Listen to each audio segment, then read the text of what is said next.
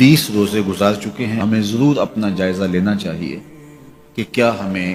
مقصود کا کچھ حصہ نصیب ہوا ہے. اگر ہوا ہے تو ہمیں مبارک ہو، اور اگر نہیں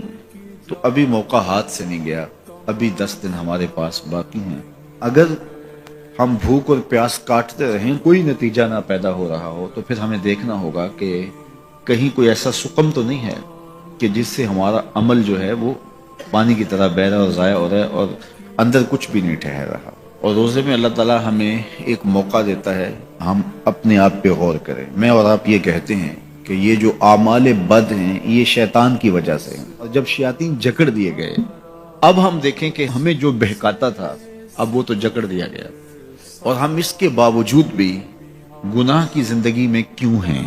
میرے لیے اور آپ کے لیے ایک سوچنے کی بات ہے کہ جو چیز ہمارے بہکاوے کا سبب تھی وہ تو اب نہیں رہی،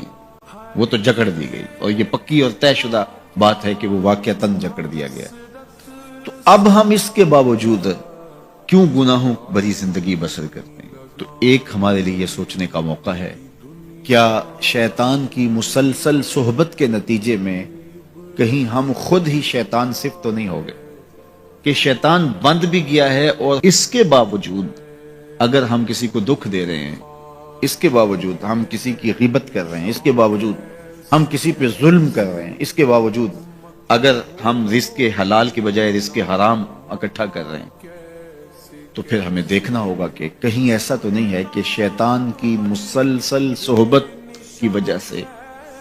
اس کی صفتیں ہمارے اندر تو پیدا نہیں ہوگی، اس نے ہمیں اپنے رنگ کے اندر رنگ تو نہیں دیا.